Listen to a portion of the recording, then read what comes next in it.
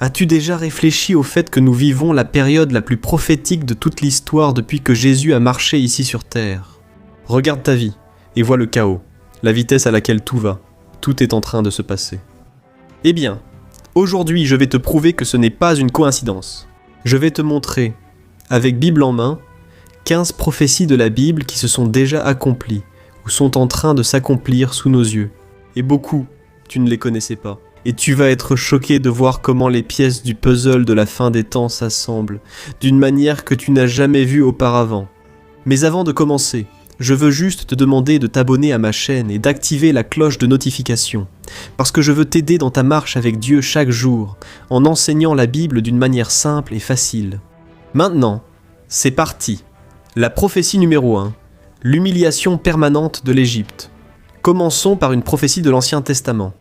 Beaucoup de gens ne la connaissent même pas, mais elle est tellement précise qu'elle en devient impressionnante. Dans le livre d'Ézéchiel, chapitre 29, verset 15, Dieu prononce une sentence contre l'Égypte. Faites bien attention à cela, mes frères. Le verset dit ceci. Ce sera le plus humble des royaumes, et il ne dominera plus jamais sur les nations, car je le diminuerai afin qu'il ne domine pas sur les nations.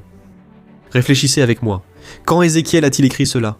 Aux alentours de l'an 587 avant Jésus-Christ, l'Égypte était comparable à ce que sont aujourd'hui les États-Unis.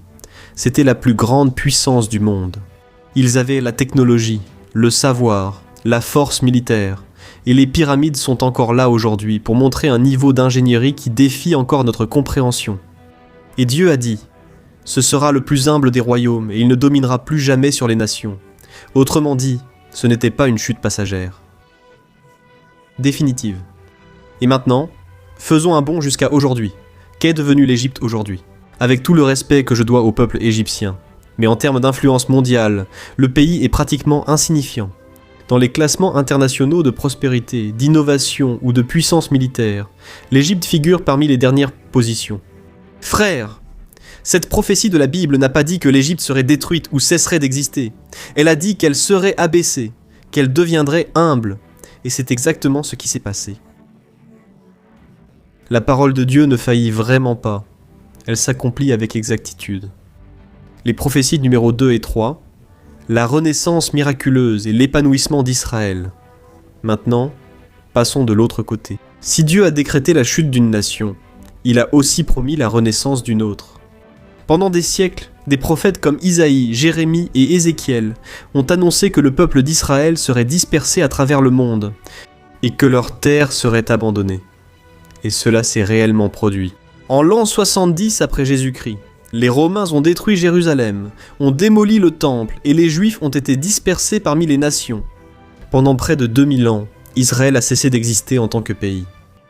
Mais la même Bible, dans Ézéchiel chapitre 37, dans le célèbre passage de la vallée des ossements desséchés, promet que Dieu rassemblerait à nouveau son peuple.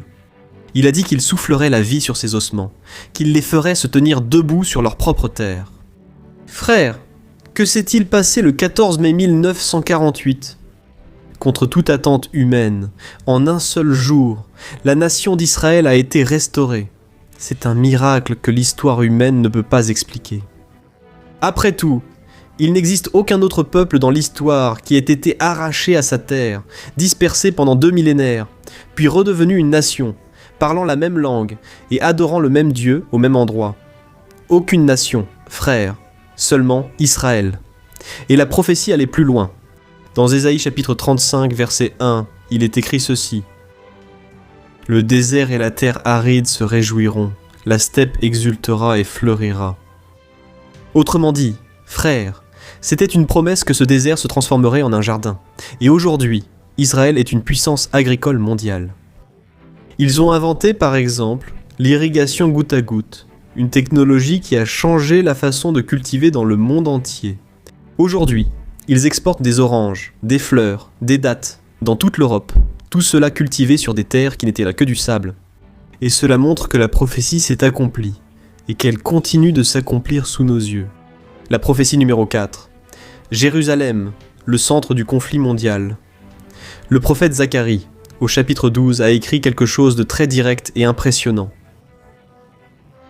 Écrit ainsi. « Je ferai de Jérusalem une coupe de vin enivrante pour toutes les nations alentour qui tenteront de la conquérir. En ce jour-là, je ferai de Jérusalem une pierre lourde pour tous les peuples. Quiconque essaiera de la soulever se blessera gravement. Toutes les nations de la terre s'uniront contre elle. Regardez ça, frères. Maintenant, une question se pose. Pourquoi une ville si petite, sans pétrole, sans or et sans grande richesse naturelle? Toujours au centre des actualités, des conflits et des réunions de l'ONU? Répondez-moi. Et la réponse se trouve dans cette prophétie. Israël est une pierre lourde. Pensez-y. Dans un seul pâté de maisons de Jérusalem, vous trouvez le lieu le plus sacré du judaïsme, le mur des lamentations, et juste à côté, le troisième lieu le plus sacré de l'islam, la mosquée Al-Aqsa et le dôme du rocher. Autrement dit, c'est l'épicentre spirituel de la planète. Qualquer líder mundial. Tout pays qui essaie d'intervenir là-bas finit par se retrouver dans des ennuis et en ressort blessé, comme le dit la Bible. La tension qui existe dans cette région n'est pas seulement politique, c'est l'accomplissement exact d'une prophétie spirituelle qui disait qu'à la fin des temps, le monde entier serait tourné vers cette ville. Et continuons. Prophéties 5 et 6. L'explosion du savoir et des voyages. Maintenant, parlons de technologie. Et ici, les prophéties deviennent encore plus impressionnantes. Dans Daniel chapitre 12, le verset 4 dit ceci. « Toi cependant, Daniel, garde ces paroles secrètes et scelle ce livre jusqu'au temps de la fin. Beaucoup voyageront partout et la connaissance augmentera. » Maintenant, frères, analysons cela ensemble. La prophétie commence par « jusqu'au temps de la fin », c'est-à-dire qu'elle concerne la génération des derniers jours. Et que dit la prophétie ? Premièrement, la connaissance augmentera. Frères, y a-t-il une meilleure description de notre époque ? Autrefois, la connaissance humaine mettait des siècles à doubler. Aujourd'hui, avec Internet, on dit qu'elle double toutes les 12 heures. Et maintenant, nous assistons à l'énorme avancée de l'intelligence artificielle. Des outils comme ChatGPT, capables d'écrire des textes, de programmer, de traduire, de créer des images et de répondre comme s'ils étaient des personnes. Des spécialistes parlent déjà de l'IAG, qui est l'intelligence artificielle générale, c'est-à-dire une machine capable de penser comme un être humain, et même beaucoup plus rapidement et mieux. Et des milliardaires comme Elon Musk ont déjà lancé plusieurs alertes sur les dangers de tout cela. C'est une explosion de connaissances, si rapide que la plupart des gens n'arrivent même pas à suivre. Et la deuxième partie de cette prophétie dit ceci. Et beaucoup voyageront partout. Frères, à l'époque de cette prophétie, à l'époque de Daniel, cela signifiait voyager à dos de chameau, en charrette ou à pied. Mais aujourd'hui, à n'importe quel moment de la journée, il y a plus d'1 million de personnes qui volent en avion, traversant des continents. Et ils prévoient déjà de faire des voyages en fusée à l'intérieur de notre atmosphère, de sorte que vous serez de l'autre côté du monde en moins de 12 heures. Frères, tout cela n'est pas un hasard. Nous vivons vraiment l'accomplissement d'une autre prophétie. Et cela parce que nous parlons de quelque chose de physique. Mais si nous passons du côté mental et numérique, on voyage déjà, entre guillemets, tout le temps, en passant d'une vidéo sur TikTok à une actualité, d'une publication sur Instagram à une conversation sur WhatsApp, tout en suivant les nouvelles du monde en temps réel. Donc c'est une course sans fin, c'est une anxiété constante, autant dans le corps que dans l'esprit. Et Daniel a vu tout cela il y a 2500 ans. La prophétie numéro 7. Pour une tribulation sans précédent. Frères, Jésus nous a avertis dans Matthieu chapitre 24 qu'à la fin il y aurait une grande tribulation comme il n'y en a jamais eu depuis le commencement du monde, et qu'il n'y en aura jamais plus. Et pendant longtemps, les gens lisaient ce verset en pensant aux guerres passées, comme les croisades ou les grandes guerres mondiales. Mais frères, notre génération est la première de l'histoire à posséder une technologie capable de détruire le monde entier.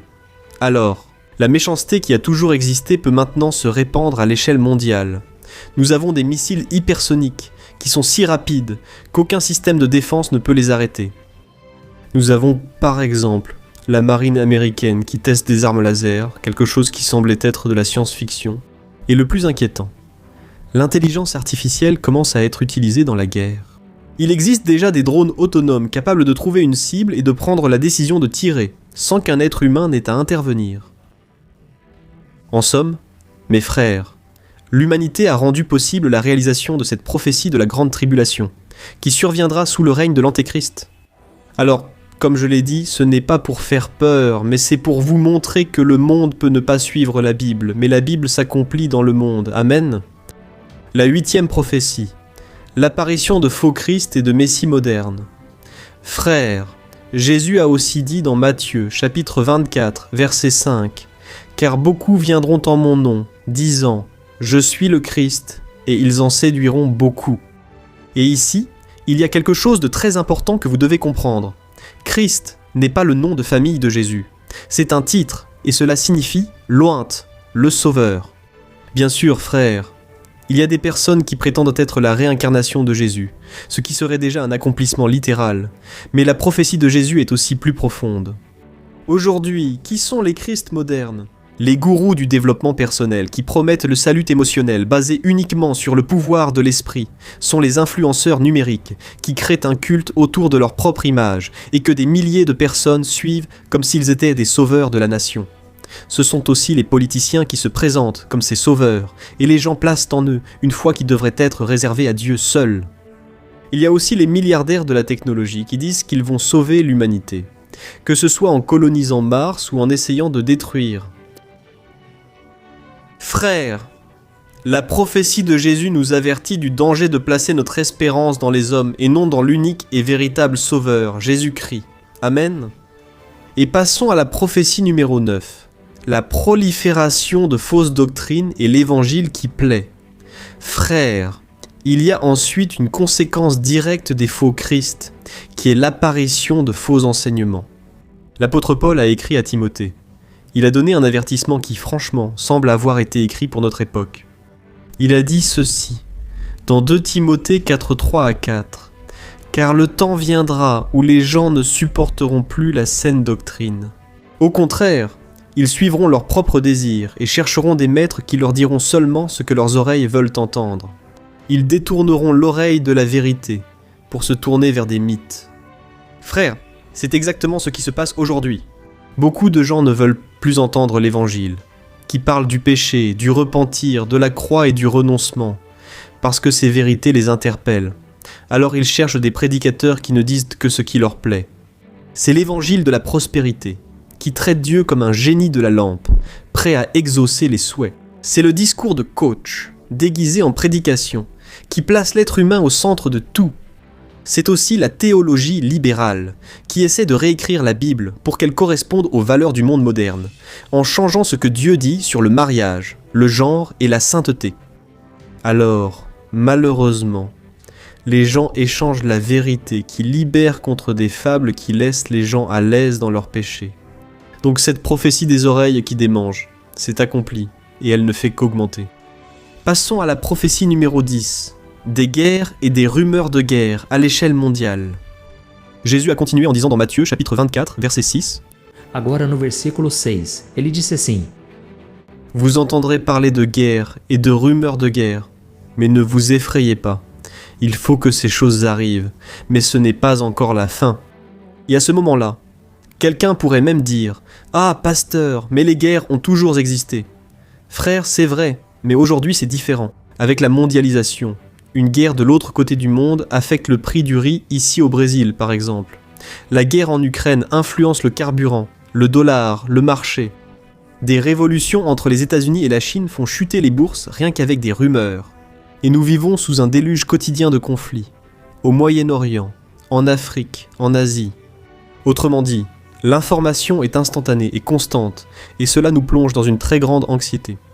Personne dans les générations précédentes n'aurait imaginé vivre ce que nous vivons aujourd'hui. Et passons à la prophétie numéro 11, les pestes et la menace de pandémie.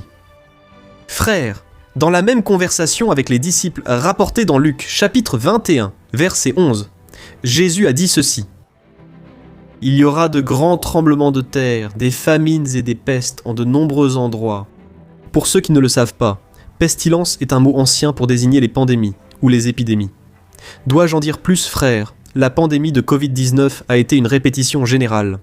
Elle a révélé notre fragilité et la rapidité avec laquelle tout peut s'arrêter. Les frontières ont fermé, souvenez-vous. Les commerces se sont arrêtés. Et même les églises ont dû fermer leurs portes. Donc, cette prophétie est aussi en train de s'accomplir sous nos yeux. Et les plus grands spécialistes du monde disent que ce n'est plus une question de savoir si cela va arriver, mais plutôt quand la prochaine pandémie surviendra. Et là, vous pensez à une chose, avec des millions de personnes voyageant entre les continents chaque jour, un nouveau virus peut se répandre sur la planète avant même d'être détecté. Qu'est-ce qui est vrai ? À propos de recherches risquées menées dans des laboratoires, à propos de maladies qui peuvent passer des animaux aux êtres humains. Alors cette prophétie est en train de se réaliser aussi. Passons à la prophétie numéro 12, la persécution mondiale des chrétiens. Frères, Jésus n'a pas adouci son message. Il a été direct avec les disciples et avec nous aussi. Là, au verset 9 de Matthieu 24, il est écrit ainsi. « Alors on vous livrera pour être persécutés et tués.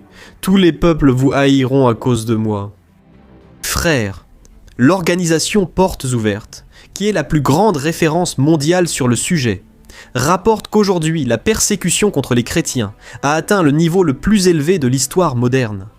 Plus de 360 millions de chrétiens font face à une persécution sévère dans le monde entier. Cela représente un chrétien sur 7 sur la planète.